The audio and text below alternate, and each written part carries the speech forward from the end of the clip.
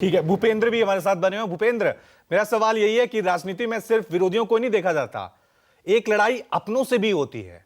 BJP में जिस तरह से बागी देखने को मिल रहे हैं, हिमाचल प्रदेश में 22 बागी थे, यहां पे भी बागियों की फहरिस्त लंबी होती जा रही है।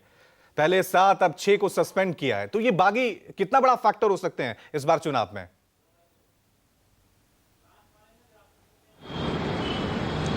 देखिए, काफ़ी ज़्यादा मुसीबत ला सकते हैं ये बागी। बहुत बड़ी चिंता का विषय भी है बीजेपी के लिए। बीजेपी ने अपना तमाम जोर आजमाइश कर ली, सीआर पाटिल के जरिए, अमित शाह के जरिए, हर्ष संघवी के जरिए, लेकिन बागी नहीं माने। और मध्य गुजरात में ही सबसे ज़्यादा बागी उनके हैं, क्योंकि कल 12 लोगों को निलंबन किया है इन्होंने, कुल 19 लोगों को निलंबन कर चुके हैं।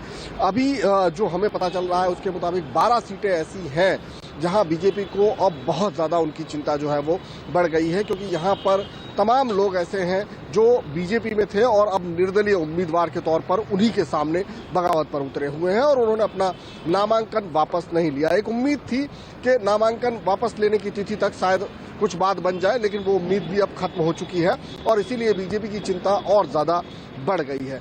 मध्य गुजरात की बहुत सारी ऐसी सीटें हैं, चाहे वाघोड़िया हो और वडोदरा, खास करके मैं कहूँ जो बीजेपी का गढ़ माना जाता है, 3 सीटें वहीं से हैं।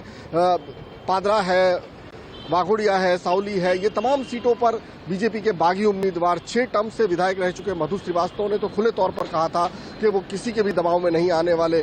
वहीं दीनू मामा, जो दिनेश पटेल जिन्हें कहते हैं, वो भी 5 साल से लगातार मेहनत कर रहे थे और उन्हें उम्मीद थी कि इस बार बीजेपी उन्हें टिकट देगी, लेकिन उन्हें नहीं मिला। इसके अलावा जो धवल झाला है, अल्पेश ठाकोर के सहयोगी हुआ करते थे बायड़ से, उनको टिकट नहीं मिली और वो बागी उम्मीदवार के तौर पर उतर आए हैं जहां पर।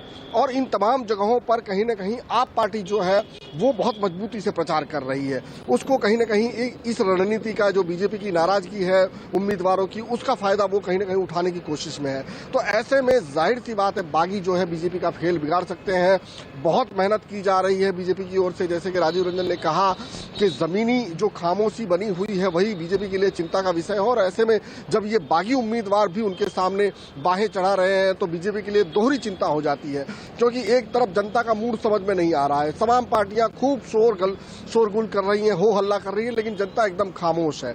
किस तरह का कौन सी करवट लेगी, किस तरह का रुख अपनाएगी, ये फिलहाल आंकना थोड़ा सा मुश्किल हो रहा है। और ऐसे में इस तरह की बगावत, वो दोनों ही चीजें इस समय बीजेपी को बहुत ही मुश्किल में डाले हुए हैं। खूब मेहनत की जा रही है, चाहे वो प्रधानमंत्री हो, चाहे अमित शाह हो, चाहे केंद्रीय नेताओं की फौज हो, मंत्रियों की फौज हो, लेकिन इतना जरूर है कि ये बागी फिलहाल बीजेपी के लिए बहुत बड़ी चिंता का विषय बने हुए हैं। बिल्कुल, सवाल यही है, बागी बगावत गुजरात चुनावों में क्या असर डालेंगे? नमस्कार, मैं हूं मानक गुप्ता।